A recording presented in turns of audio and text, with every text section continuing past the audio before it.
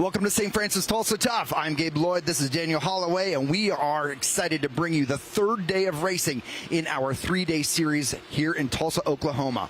We started off on Friday at the McNelly's Group Blue Dome to kick off our full weekend of racing. Let's take a look back for our pro women's field.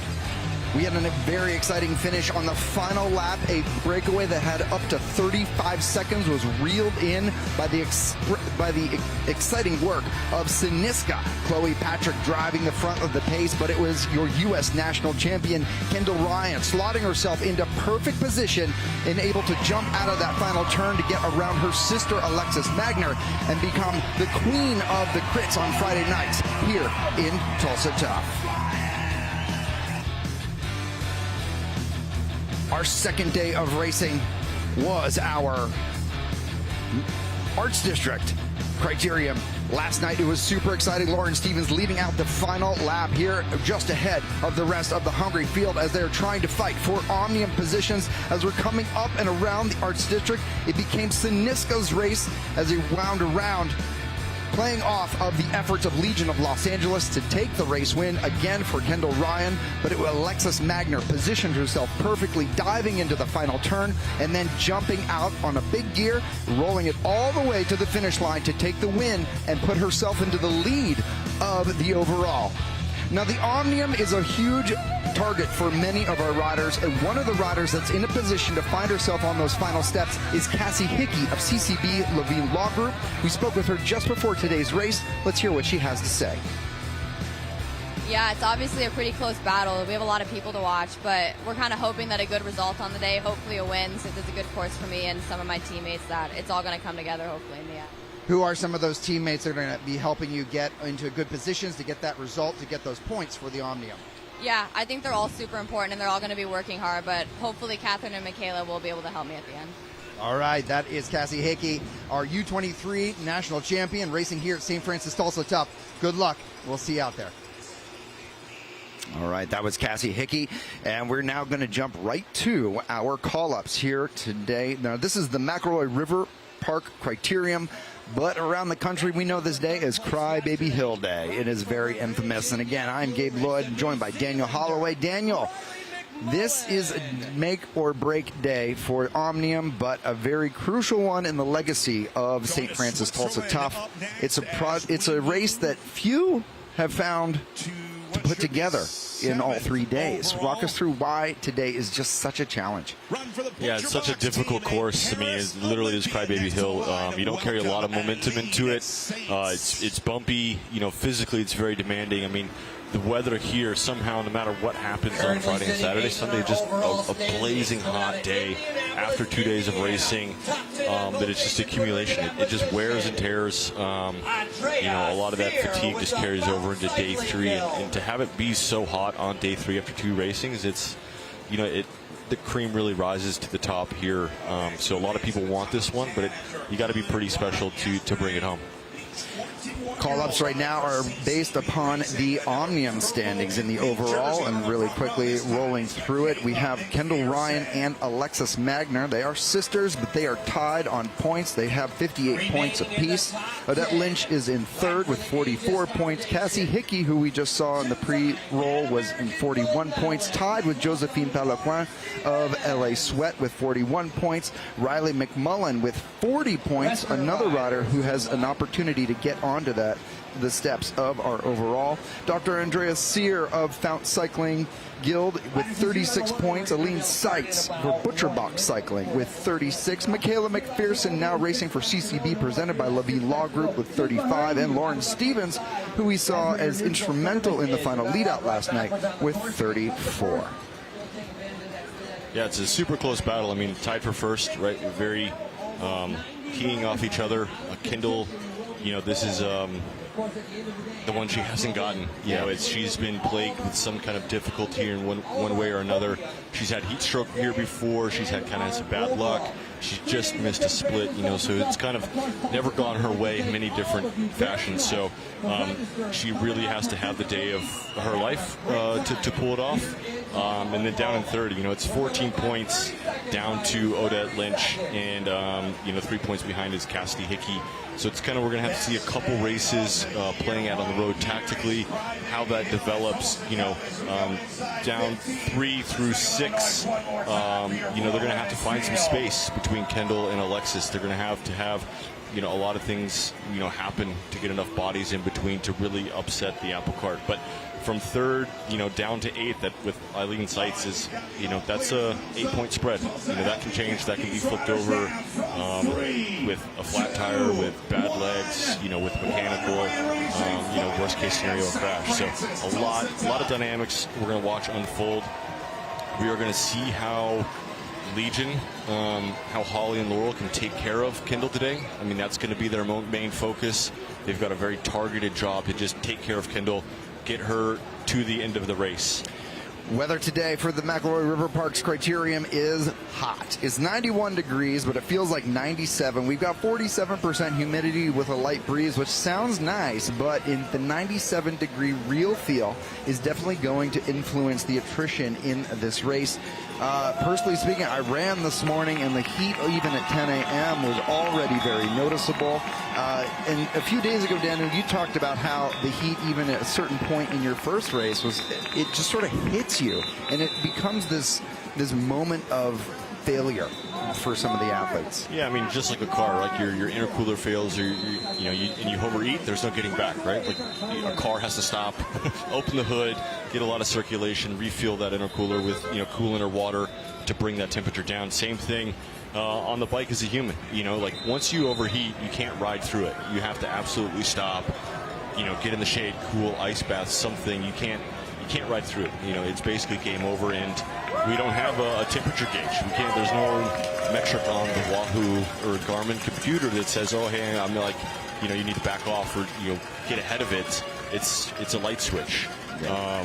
So you hope that if you've done heat stress training at home or you've had hot days, the tolerance that you can make it through. But for some riders in parts of the country where you haven't had hot days yet this year, you're kind of going in blind. You have to do as much as you can by drinking cold water, cool off your body from the inside, be carrying ice socks, refreshing the whole system to be as cool as possible the whole day. And because of that, we're going to keep our feed zone open all day. And if you're just tuning in on the YouTube of Feed Zone, if you're not familiar with it, it is one section of the course where riders are allowed to take a fresh water bottle or a gel or anything else. But today, we believe that riders are probably not going to finish with the same bottles that they start with. In this duration and in this heat, they're going to be taking on a lot of fresh bottles, and it could become a bit of a support race within the race itself, in that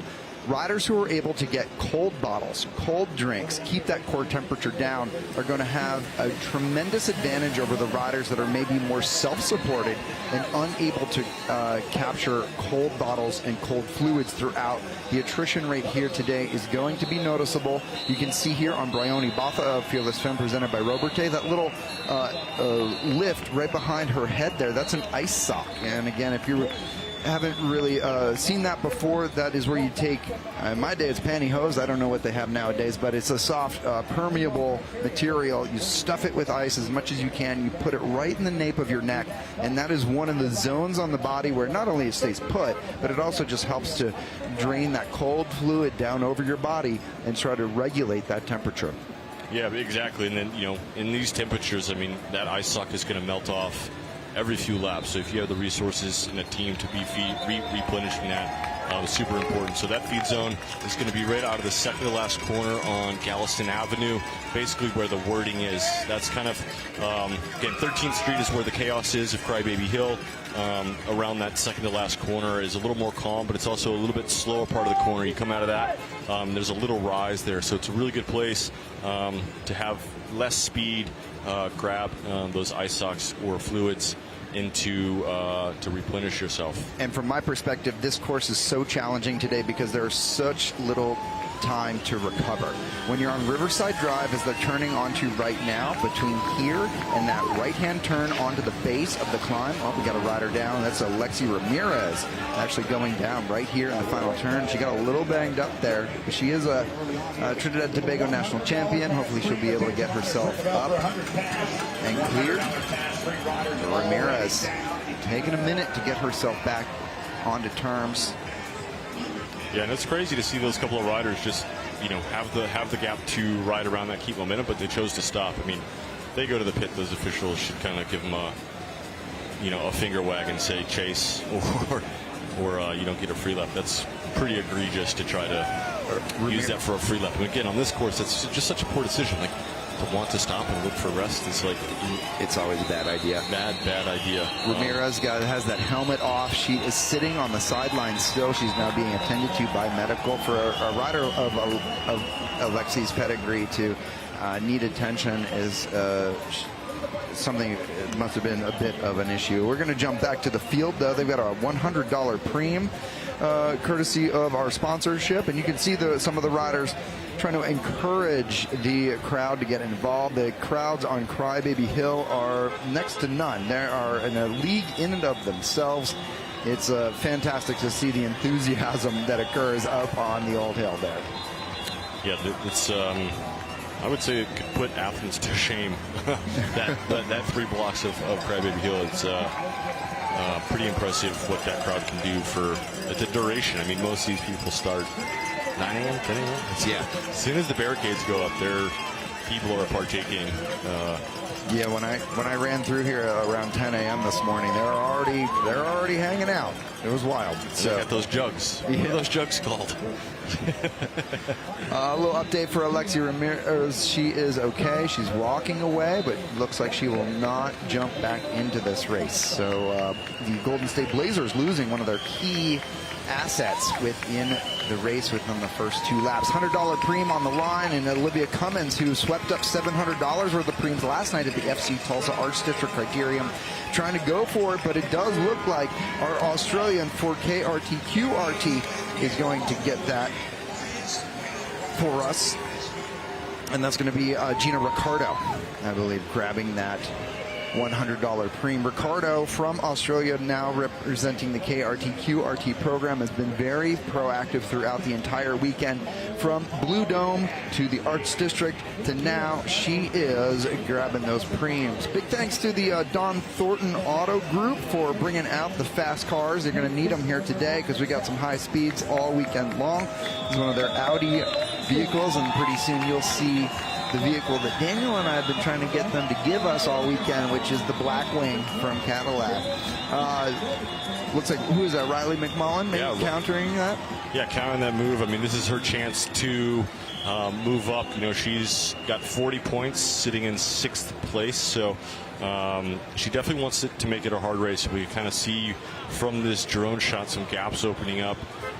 She's kind of trusting her fitness, her depth, that she can make it a hard race. She definitely wants to, wear out the teammates of, Alexis Magner, Kendall Ryan, Cassidy Hickey.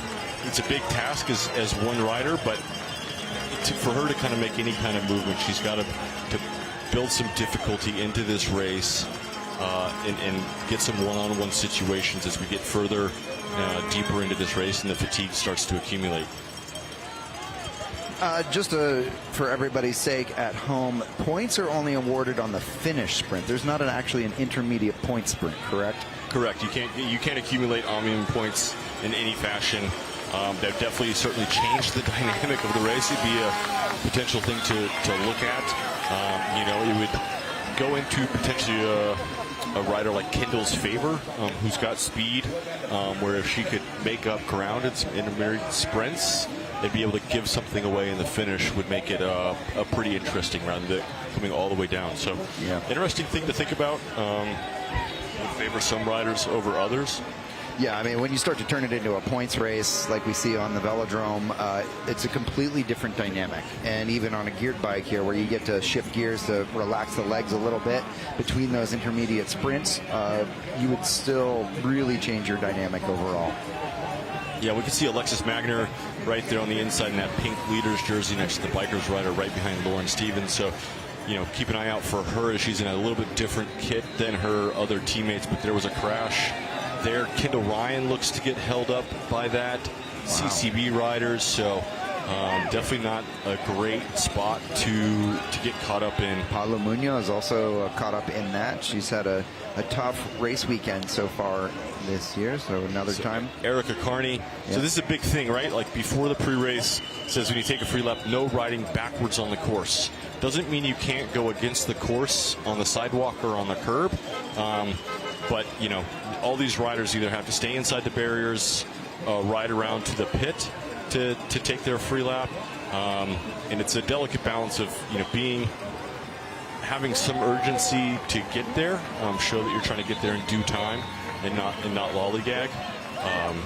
This is a tough moment for Kendall, though, right? Because she traditionally has had a hard time with Crybaby, and then to start off in a way where she's finding herself on the ground early that's a mental moment, right? It's a stroke of bad luck. You know, it's going to be like, oh, not again, not another year where, you know, the deck starts to kind of go against me. But ever professional, you know, she's wearing that jersey for a reason. So right now she's, as we saw her get back on her bike, she looks to be okay. And, you know, she's just keeping a cool head. She's got a bit of time, so hopefully, you know, she's going to have some water, take a moment to get her heart rate down, cool off, have some drinks, and as we saw, mentally reset. And as we saw on Friday night in Blue Dome, right, she was so calm, right? She had to rely upon her teammates, Holly Breck and Laurel Rathman, to really help bring that back. Now, they did rely a lot. Oh, Alexi is back. Okay. Very strange that they let her back in the race with how many laps she took off and the condition she looked to be in. Yeah. I don't know if that's the smartest. Well, we're not doctors. We'll see how that goes.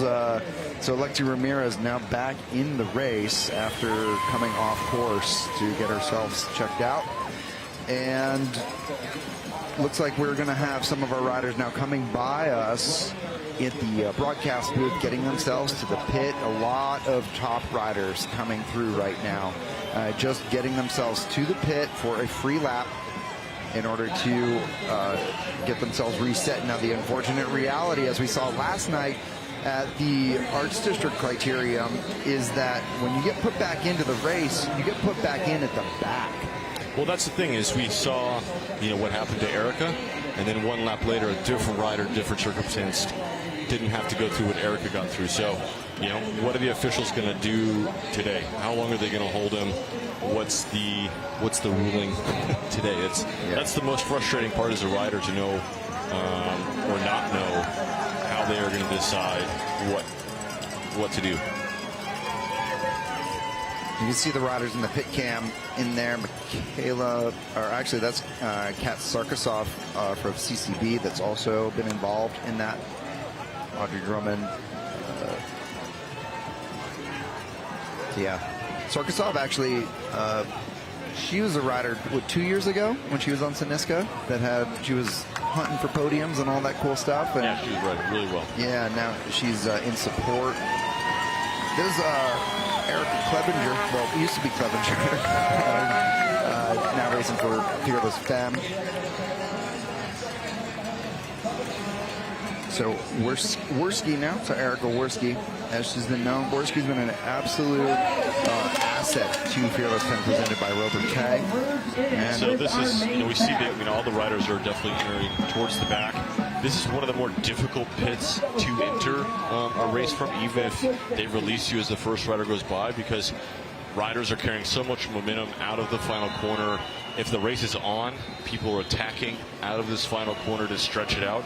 And so you getting put in the race as people are accelerating and going, it makes it very, very difficult if the peloton is racing versus just kind of riding. It seems this early in the competition that the riders are managing the effort. Rathman on the front here for Legion of Los Angeles. Now Holly Breck coming to the front, almost intentionally just trying to manage the pace in order to allow Kendall Ryan, I'd assume, to get back into the race in a comfortable pace. Yep, exactly. I mean, that's just Holly and Laurel having recognition of what's going on, knowing what to do to help their teammate, and being able to, get to the front, kind of slow it down from there as they get to the hill to allow a good, mellow entry into the field for Kendall and potentially allow her to find some space to move back up from getting put in at the back. Erica Carney on the pit cam here. She has got her elbow cut up, and so she's getting tended to. This will be another time where we get to watch just her get put into the race. Let's see where they put her into. As we said, that there was some discrepancy between certain riders when they get put into the actual race. Looks like her bike still needs to get, she's just getting herself into the right gear, because she knows exactly what you were just talking about, like just how hard this re-entry into the race can be. Now here are your leaders. This is going to be Fount cycling, I believe. Yeah, Lauren Baker going on the attack. Looks like the field just managing this one acceleration by Baker. We haven't seen too much of her throughout the weekend, but Fount Cycling often known as a very aggressive team. We talked to Andrea Butine in the Thursday. They were waiting a very long time. Yeah. We just saw, again, previous lap, as soon as the first rider went through, the guy lifted his arm, told them all to get in. There was, half the field went by before they raised the arm for Erica. It's very bizarre behavior from the officials in regards to consistency there.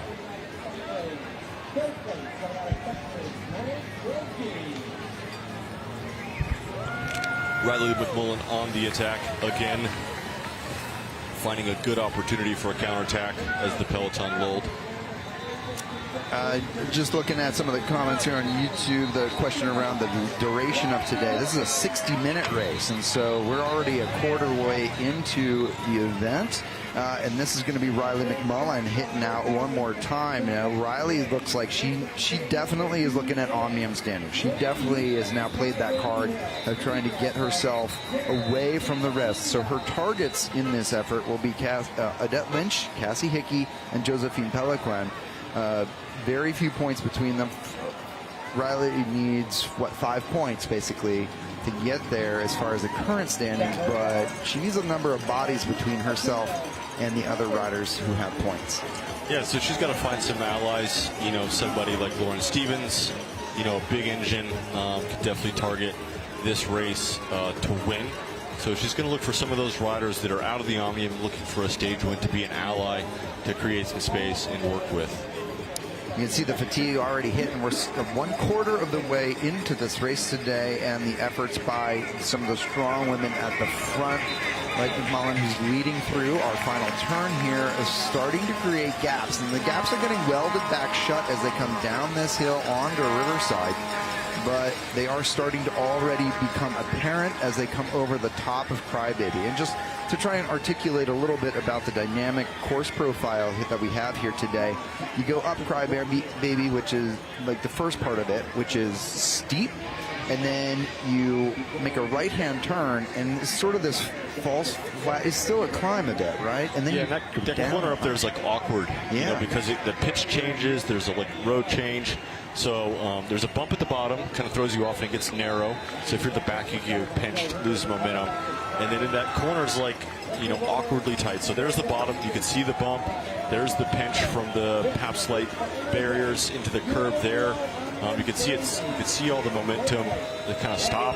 And in this corner, when you're going pretty fast, is quite awkward to take. And you can see the road continue to rise, and then the crown there. And you think that's the top, and it, in some fashion is, but the road's going to kind of go down. There's a big gutter dip there, and then it rolls back up into the second to last corner with kind of a false flat crown again into this downhill. So it's really the pure recovery period is quite short. I mean, from here from the booth, we're looking at it's like maybe 100 meters of coasting, because it's so steep, and this final corner is so awkward. That's the only place you kind of get to coast. Everything else is pedaling. Yeah. So as we see with the attrition rate here, is we saw those gaps open and closing. With every lap, it's just going to take somebody 3 more pedal strokes to close each gap. The gap's going to open up by that much. We're going to start to see that wear and tear on the group. Big thanks to Zico for sponsoring our broadcast booth here today. Thank you guys for supporting us all weekend long. We do appreciate it. So Zico sponsoring our broadcast booth here today. We also have some great FPV and overhead drone pilots working with our broadcast team this year. We're starting to see some of these shots come into the production right now. Chloe Patrick on the front, I believe, and Patrick, our U23 national time trial champion, but Patrick is just such a next gen, like up and coming rider. We'll definitely be seeing a lot more of her in the future, but she has been an absolute stalwart teammate for Alexis Magner this weekend. She's the reason that Magner even had a shot at sprinting on Friday night, welding back that huge gap after Lauren Stevens did a lot of that work. Patrick showing a lot of good form right now, clearly like just putting in a bit of a dig, putting some pressure on the pedals as they came up and through the feed zone, and now just trying to manage the effort because she knows that it's still too early to get herself away from the field. Yeah, I mean, it's been a fun watching Chloe Patrick mature into this elite category. We definitely saw her a couple of years ago, a little younger, making mistakes, but really pressing forward, and she's really coming to her own. And I think now is the time to maybe say she's not up and coming. She's current. She has the ability to win this, or win these level of races. So she's very much here, and she's got an excellent veteran to learn from in Alexis Magner. Magner, we got to have her in the booth yesterday for a bit of time, and just like sort of the nuance that she's able to articulate about like gear selection and sort of momentum and when to go, I just found really I mean, it's so cool to hear you and riders like Alexis be able to articulate like the nuances of these moments within the race that I think is so hard to translate out to the audience watching on TV, right? You don't, like, she talked yesterday about different gear selection at different points, all within the final 200 meters, right? Yeah, I mean, Alexis has been racing forever. I mean, she probably started 13, 14 years old, similar to Kendall. So a ton of experience, incredibly professional. Like I mentioned yesterday in the interview, I mean, she's world class, can easily beat a lot of guys that think, mostly because she's incredibly smart, just so savvy, and also incredibly strong. Watts per kilo, she's up there with the best of them regardless. So, just maybe, we need to talk about it more, just how incredibly savvy and knowledgeable, these women's racers are. And that's the difference. I mean, the level is so high now that it's not just like outright talent, genetics, or strength. It's like a lot of calculation, a lot of thinking and execution that these women have to do to win or be on the podium here. Yeah. We've got such pedigree here. That third wheel there, I believe, is Meg Barker. She's a two-time world champion, an Olympic medalist as well. She's racing for Techer's program. It looks like we have a $100 premium on this lap. Siniska on the front right now with Natalie Quinn. Quinn on the front, setting the tempo. Right behind her, Grace Arlinson, our star, one of our stars from Friday night at Nellie's Blue Dome.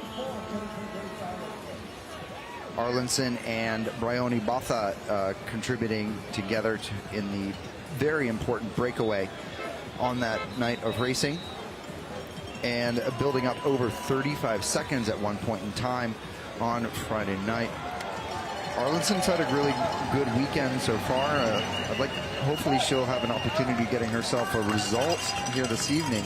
This is a breakout year. I mean, this is one of those things, Grace has been a rider that's been at this for a little bit of time, kind of came in, relatively late, so to speak, but just has kept her head down to do the work, put the work in. And sometimes it can be a little frustrating that, you feel like you're doing a lot of hard work and it's been a while doing that and you're not seeing anything from it.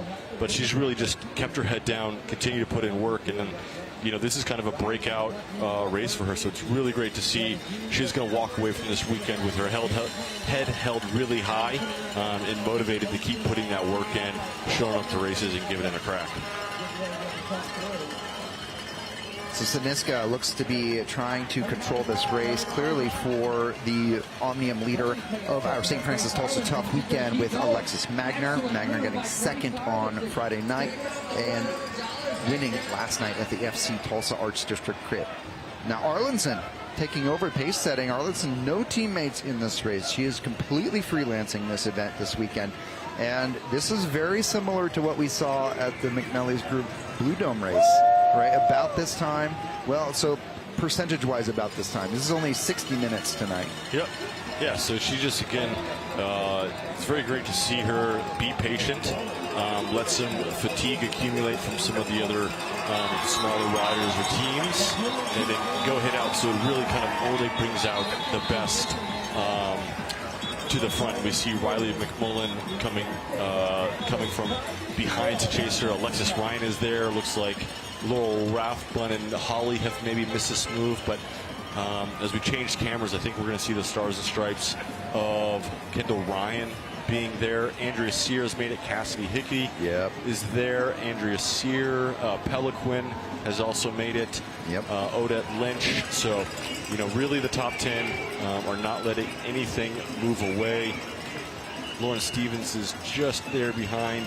Chloe Patrick, Byrony from Fearless Femme is just tagging onto the back of that. So again, this is one of those splits that happen, and it's just going to take that second group that much longer to catch. Right, there's a lot of pedal strokes to weld this thing all back together. This looks like Cassie coming through right in front of us. Peliquin on the front of the field, and Ryan now responding to Hickey, going for it. Interesting. We saw Hickey in the booth before the broadcast. She wants to be on the steps here, so she has to separate herself from Lynch and Peliquin.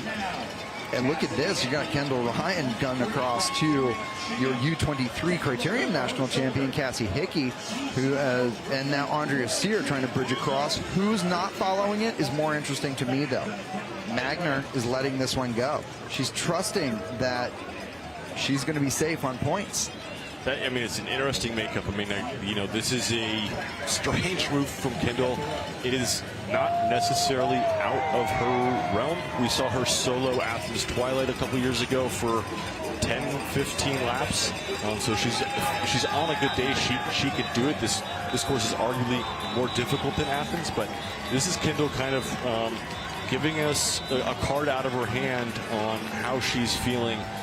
Typically, she would very much hide in this situation, but now we see a big counterattack from Lauren Stevens going over the top with Alexis Ryan and another CCB rider, Catherine Sarkisov. And that's exactly why it was so dangerous for Ryan to try that move, because it was one of the first, and the counters from some of these first ones are going to be very decisive. Yeah. And now look at this, Stevens, who has, I mean, she's fresh off of Unbound. Like, she welded back 16 seconds in one lap on Friday night. Like, she's clearly got some good form right now. Magner knows it. Magner's right on that wheel. And I believe Sarkisov right there. Yep, 22. So Sarkisov with Hickey. Sarkisov is one of the riders that Hickey specifically called out as an asset for her in today's race. She knows that she can do it. Sarkisov has been on the podium here before. Is that a crybaby on their saddles there? Yeah, just a little homage to the race. That's great. On the front of our race right now, you've got Andrea Sear, I believe, for Fountain Cycling. Sear's been very active throughout, but right on the wheel is Sarkisov. And we now have a pretty small field remaining in this race. Now, what you're seeing in your frame is really the entirety of this bike race. Yeah, I mean, we started with 104 women here, and that's 40? Yeah. You know, maybe, I don't know, somebody start, pause the screen and count helmets, but the rate of attrition has been extremely, extremely fast. If we look at the makeup of this field, it's probably, everybody from the top 40 is in here, and it's just going to start trickling down as the laps goes on and the accelerations happen. We're going to start losing, riders every lap, every other lap, especially when the pace is on. And that will continue. As you can see, everybody taking water, trying to hydrate as much as they possibly can. We're now halfway through this race based upon time. Pretty soon, I'm sure we'll start to see lap cards come up, so we'll know exactly how close we are to the finish line. This is Erica Werski, formerly Erica Clevenger. She was part of the 2020 programs. She's also been on DNA Pro Cycling. She sees herself as a mountain biker more than a road rider, I would say, but she has been very, very essential for the success of Odette Lynch and Bryony Botha this past weekend. And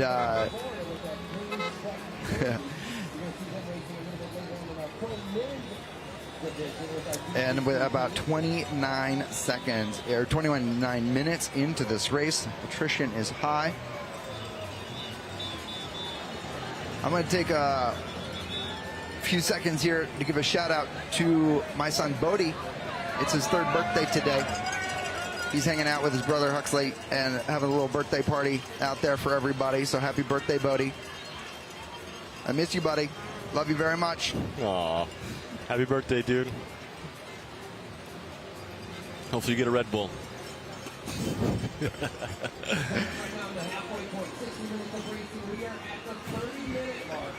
Tony's trying to make me cry on air. Oh, what a guy. What a guy.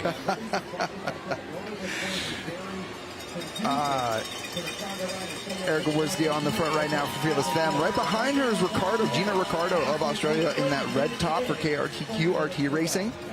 Ricardo's been very proactive throughout. I'm sure that is there a preem here, or is this going to be an action hit on Riverside by Riley McMullen? Yeah, it looks like Riley's doing an attack down Riverside Parkway. I mean, this is a good way. It's a big effort for sure, but it is getting other riders to get some fatigue in the legs before they hit the hill, and that's where if you're strong, you're feeling good, you need to get fatigue in the legs before you hit the hill. That way, when you do attack on the hill, it has a bigger impact. Mm-hmm. If you just wait until the climb, you only have 15 seconds to make an impact. Whereas if you start early, it could be a 30-second effort. That makes a big difference. It's twice as long. Look at this. Big hit here by Cassie Hickey on the front of the field, sort of coming over the top. Right next to them from Kingdom Elite, Jenna Nessman for Kingdom Elite Racing. Now taking over the pace setting, and following right behind is Kara O'Neill of the Aegis Cycling Foundation. That's Lauren Stevens' program. Going to choose at the back, though. It's going to be Worski now. So from the front to the back in this time span of Riverside Drive. And so Worski led through this final turn, but then when they hit the actual climb, she ended up at the back, sort of. So I used to have to do that in some races where it's sag climbing, right? And I know what sag climbing is. Do you want me to talk about it? Because I'm an expert at it. I mean, I'm also well versed, being a heavy boy in some big races. But yeah, it's hitting the bottom of the climb first, riding a pretty decent, riding a decent tempo, and then knowing how big the field is, how much is left in the climb, duration-wise, and start to soft pedal. And so by the time you get to the top, you're at the back of the field, but you haven't taken the same effort as everybody else. And it's not necessarily a dangerous game to play, but it's a game that sprinters have to master to conserve energy when there's hills involved, or it's a very heavy day. You're just kind of looking for any and all opportunity to save a 0.25%, 0.5% at a time to make it into the finish. All right, so we got Natalie Quinn on the front for Siniska right now, and she was marked quickly. I think that's O'Neill still marking her quickly. So the Siniska strategy right now is to continue to have riders off the front in an effort to allow Alexis to continue to sit. Is that right? Yeah, exactly. Just use the power in numbers. Alexis only has to beat Kendall. So whatever happens up the road, doesn't really affect her. And if it's a teammate up the road, even better, because she can kind of protect from behind. And allow the other teams that want the stage win that may not be in the GC have to come out and play, spend energy, keep the pace high. But, Emily Quinn just set the tone and dropped Kara O'Neill up that climb. I mean, we just, again, halfway through, the fatigue is really starting to be a factor here. Yeah, I think that the strength is starting to come here. There's a lot of opportunity for riders right now who maybe didn't get a result Oh, and there is a live $200 preem at the moment as well. So $200 preem has been called that will be awarded to the first rider across the line. Dollar hand-ups going on in the feed zone. You can get yourself some water and some money all at once. But here's a really good example of different team strategies on how to cool their riders. Ice socks available. Teams, spraying water. Never's like fruitful, like those people aren't very accurate. Their timing's bad. Sometimes you can get a big thing in the face. So I would really prefer myself to either grab an ice sock or just a regular plastic water bottle that's ice cold, knowing that I could dump it super fast and then ditch it and not have to worry about putting it in the bike, especially because that feed zone is just before the super fast downhill. It's very much easier to just ditch the bottle rather than try to get it back in the bike. Yep. YouTube thinks that there's 24 riders left in our bunch. 25% is left. Unreal. That's a high attrition rate. Yeah, halfway. Yeah. That's the halfway point. We've got reduced the field by 75. Yeah, so real field 97 degrees today. Currently looking at about 91 degrees, although my stuff says 93 degrees, so it's warm overall. Yeah. And the sun has been baking this black pavement, so it's not just air temperature. When you're on the bike out there, the pavement is super hot, and you can feel that in your feet. Sometimes it's not even the air temperature, it's the ground temperature that you can really feel, especially on Crybaby Hill when you're going slower. That radiating heat from the bottom is just absolutely nuclear. So $200 went to Saniska on that lap to Natalie Quinn. And so Natalie Quinn getting herself $200, and now here comes Lauren Stevens across with 3. So I'm looking at Stevens trying to bridge across with Magner, and that will be Andrea Sear. We're about to become 4 at the front. Grace Arlinson is the one chasing. It's got Sarkisov and Hickey right there as well with Peliquin. So the field knows what's happening right now. We're starting to see this elastic stretch, and we have a group of 4. The gap is small, but it could be significant, because if they start to put power down on Riverside Drive, it's going to force Arlinson to do a lot of that chase. Here you go. So Magner leads through this final turn, and it's going to be Sear, Stevens right there. So Stevens on the... But they have to fully commit if they really want to stretch it. So what's the game here right now? Do they continue with this? Because it looks like Andrea is really pushing it, but will she put herself into red line too early? Yeah, I mean, the elastic's not going to snap immediately. Andrea doesn't have a result, Fout doesn't have a result. So, they're going to want to press on as much as possible when available. Alexis doesn't necessarily have to do all the work. But look at this. You can see in the background, we just came out a shot there as Sarkisov comes to the front. This is perfect. Sarkisov needs to do this, because who did not make that split? Kendall Ryan.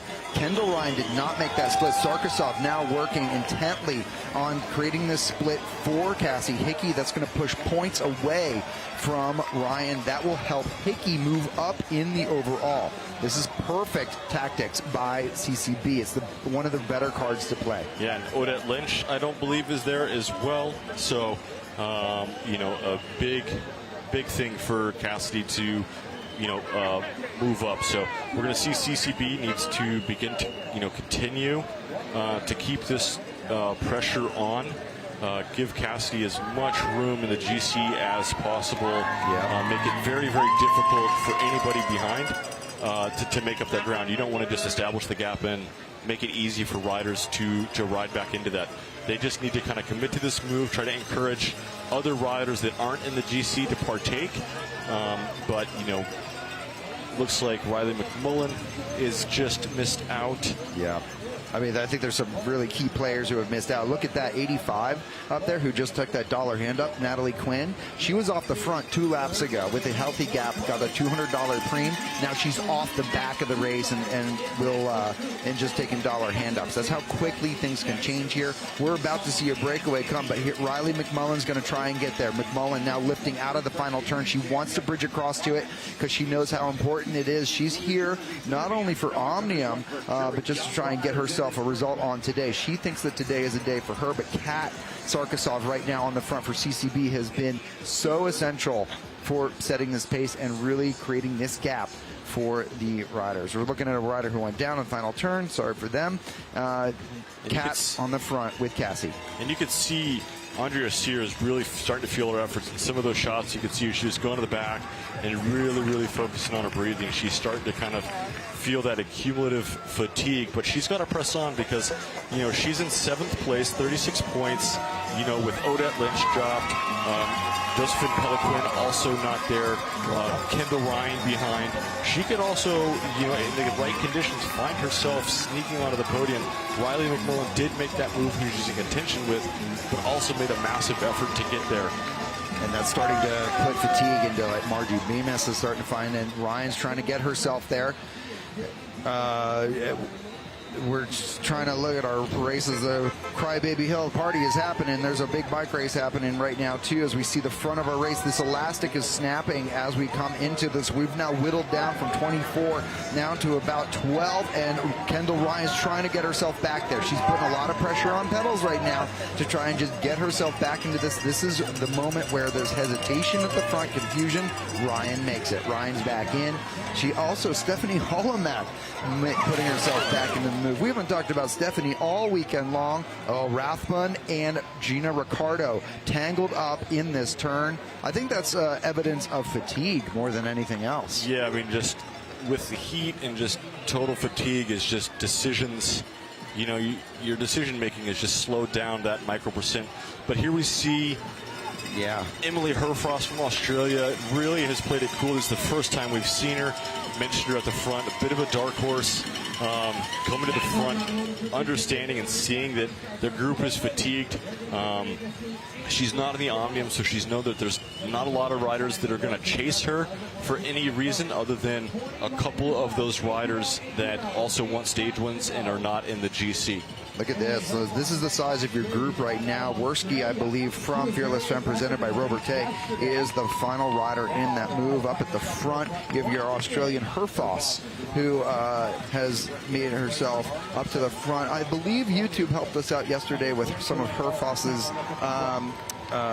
Stephen Jett sent me some stuff as well, where like she's got some accolades. She has been on podiums down in Oceania before. She was on the Live Rock Salt program, I believe. So now in all black, it's harder to sort of identify that. But a rider who was on that Live Rock Salt program down in the Oceania region playing a part in this finale.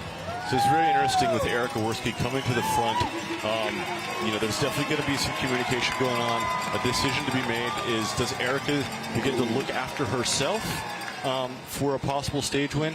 Or is she getting communication that Odette Lynch is in a bridgeable position and she needs to get to the front and slow the pace down? Odette get back into this group and start to recover, and hopefully once she's in that front group, she's able to get in the wheels and survive and maintain the GC position. We're going to see that play out in the next couple laps, if Erica's going to be able to start to ride for herself or if she's going to try to manipulate this group, slow it down, and look for this opportunity for Odette, who I might think is that last rider in the shot there, to make it back on. I mean, it's super key for Odette to get back in these wheels, start to conserve, as I think, you know, these women need another lap, maybe two, for this collective to kind of catch their breath and make a decision. I really quickly counted 17 in the main, and then Odette and one other rider being 18 and 19. That's unofficial. That's just me trying to do a quick count courtesy of the drone, but Odette needs to get herself back on terms. She was a bit nervous about today, right? Like, this is her first time ever doing St. Francis Tulsa Tough. It's been a very intense block of racing. It's Friday and Saturday night, super hard both evenings. Odette finding herself on the podiums on fourth place a few times, so she's been putting in big sprints, and perhaps those efforts are starting to catch up to her. Yeah, she made it back in there at the top of the hill. Interesting dynamics. You know, we have United has two riders, very impressive from that team. Stephanie Holomek is definitely a bit of a dark horse. She's, you know, a crafty rider, maybe not the most consistent, but a rider that can really pull one out of the hat here. CCB looks to have two riders Fearless Fim, 2 riders, Fount, 2 riders. So it's kind of everybody has their team leader, and then one person to help that rider out. Yeah, so tactically very dynamic. Rathbun back in, but Holly Breck is off the back of it. She's tailing right now. So if Breck can get herself back on terms just to help Kendall a little bit. I mean, the name of the game for Legion right now, in order to take on Siniska for the Omnium overall here today, is to just try and protect Kendall. Just help her, like, be the draft for her. Don't make Kendall fight for wheels. Make sure that Kendall has the opportunity to always have a safe wheel. Rathbun now back in here is going to help be that wheel for her. If Holly, there she is on the left side, Holly comes right back into the back of the group with a few other riders, which is okay. Yep. But so Holly, her team role now with, already kind of being dropped a couple times, is she needs to, get ice, get cold water from the feed zone, and actually hand that to Laurel and Kendall, and just try to do that for as many laps as she can. Her effort chasing anything down is not the best served. She needs to just pick up ice and cold water, get it to Kendall and Laurel, and be able to do that for as many laps as possible rather than just chase one attack and then get dropped. Herfoss now going for this $200 premium. So Emily Herfoss racing unattached here today, but she's from Australia. She has a bit of racing history under her belt. She's now diving in for this $200 premium on the line. That's really what these freelancers need to be doing. Add as much money in their pocket as they can in every given chance. Here she comes over the crest of the climb down towards us on the final turn. She has, I believe, Worski right in the wheels there. They're going to make them get themselves through. Herfoss now on the pedals first. She's going to try and accelerate. Looks like she will be safe, and Herfoss is going to get herself $200 if she stays on that effort. And I believe she will be safe. Looking at a secondary camera you guys can't see. She's got that gap, and there it is. $200 for Emily Herfoss. Now, Fount is chasing right now. Looking at our overall, Andrea Sear with 36 points.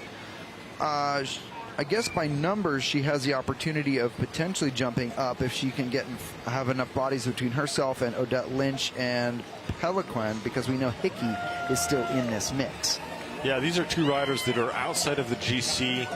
So as we get into 7 laps to go and people start looking around, thinking about the GC picture, these are 2 riders, at least from our top 10, aren't making too much of an impact. So looking for this opportunity to catch some of those non-GC riders or GC riders with fatigue and no interest in wasting energy to focus on it. But Fount is really wanting to bring this back.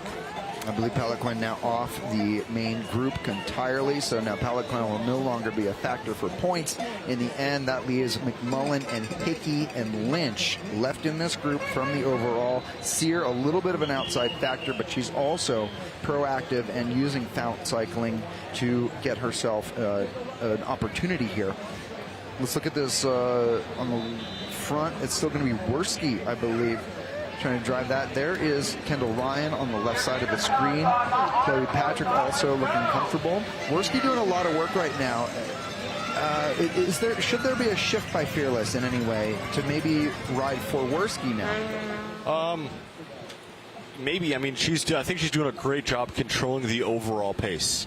That when it needs to be, she's at the front, making sure that there's not big accelerations and allowing Odette to stay in the wheels, not get stretched out, not doing any unnecessary accelerations to accumulate fatigue. So Worski's doing a really good job just riding the front, controlling the pace for Odette to sit in the wheels and recover as much as she can. So Odette is right on the hip of Kendall, and right next to LA Sweat there with Margie Bemis, who's still in the mix. So Odette Lynch still in the mix here, and that's why you're seeing Worski do so much pace control right now. However, question for you, is this effort also now aiding Legion, aiding others, because we're now not seeing a lot of attrition in the past 3 laps?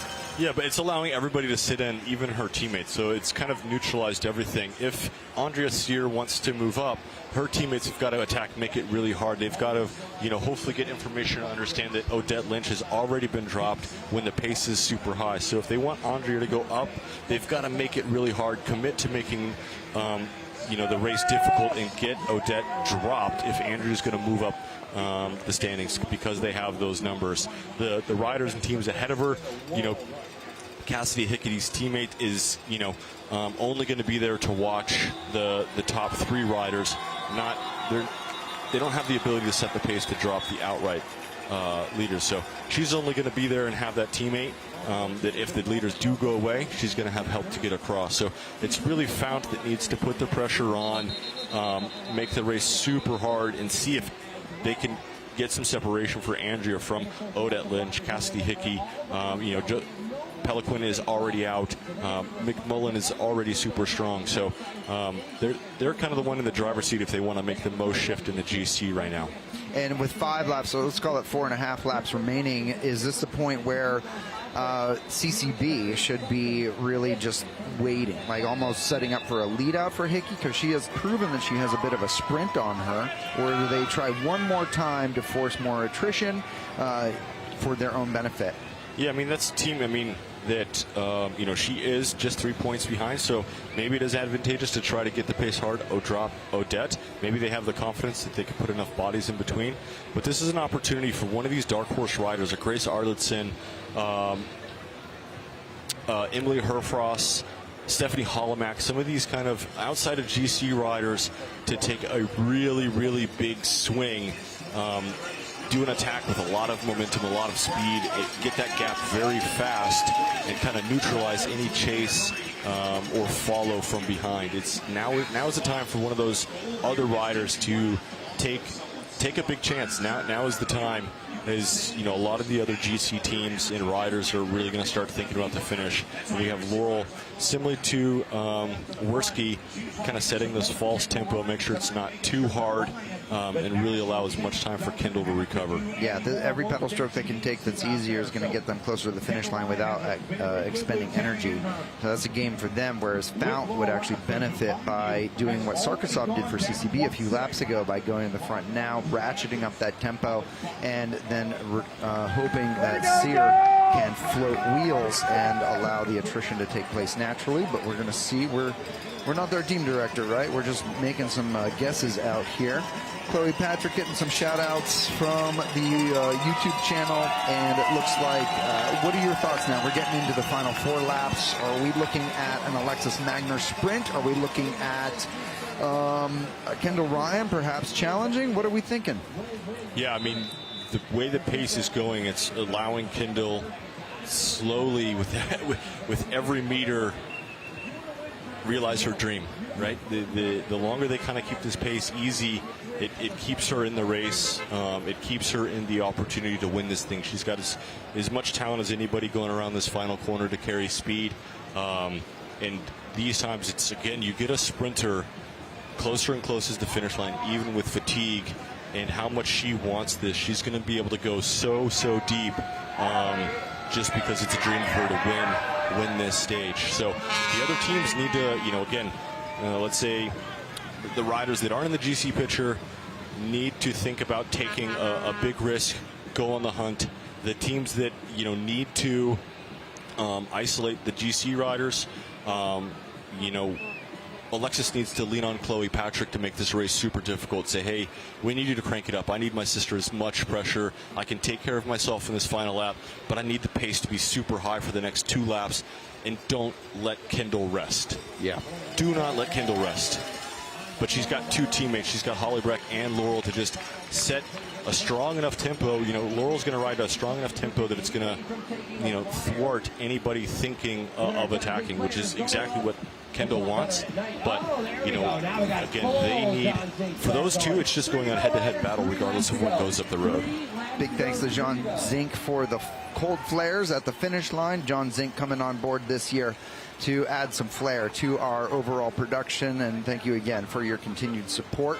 We're sitting in the Zico broadcast booth today. Thank you to Zico for supporting our live stream, and of course Quick Trip, the overall presenting sponsor of our broadcast for the St. Francis Tulsa Tough. This is day number 3 of 3.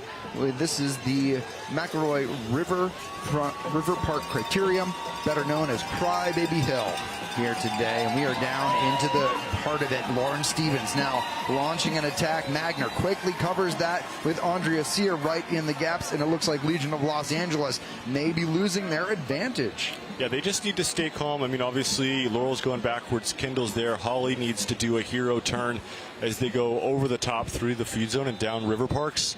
But it's going to be a big task because, yeah, that's Lauren Stevens, Alexis Magner, Andrea Sear, Riley McMullen, Cassidy Hickey, and Emily Herfrost. If Emily, rotates her head and sees that gap, it's an opportunity for her to launch her counterattack with maybe nobody to chase her because she's just outside the GC player there. Yeah. It is really, they have, the non-GC riders have a lap and a half left to make a big shift. Grace Arledson, another person that needs to look at taking a risky opportunity. She's been racing super aggressive. She kind of needs to swing for the fences here if she's going to make anything happen out of the weekend. More than she's already done. I mean, she's had an excellent weekend for herself, but Stephanie Holomack, she could find an ally in as well. Chloe Patrick now second wheel there behind Stevens. So Stevens started this effort on Crybaby Hill. She's now needs an opportunity to recover a little bit. She's checking the shoulder. You can't keep going forever. We're not on motorcycles, right? And now look at Kingdom Elite and themselves in there with Jenna Nessman also up near the front patrolling and making that decisive split. Here's your counterattack by Fount Cycling as they come through the start-finish line on the right side. There we go. We'll see if that will actually cause any type of separation. It does look like Worski of Fearless Femme covering it. Holly Breck of Legion also covering it with Herfoss of Australia trying to get into that move.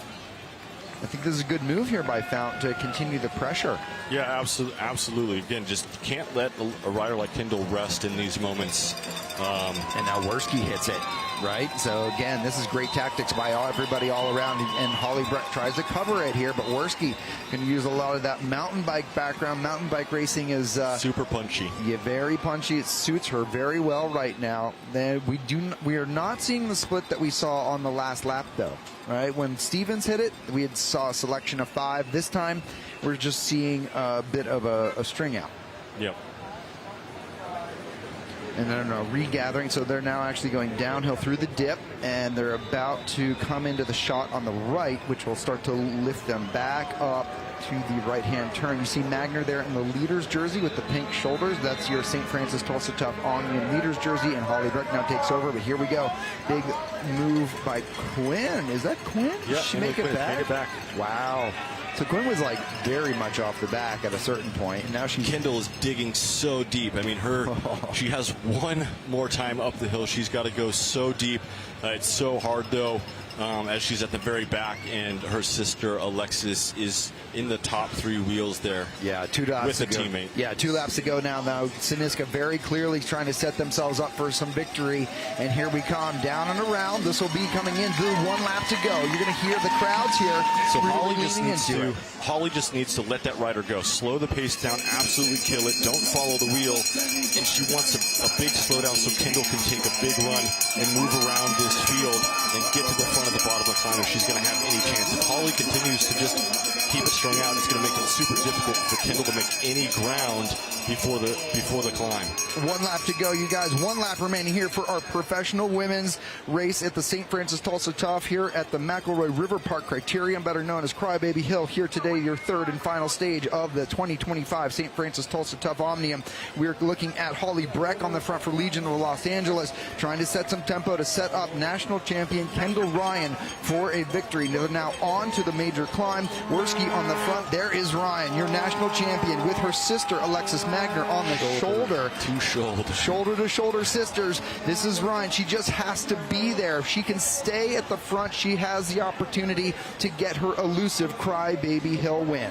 And she's done a really good job putting herself in the front and doing the pace she needs to do, just kind of blocking the road, not letting any room for somebody else to accelerate and put her in difficulty.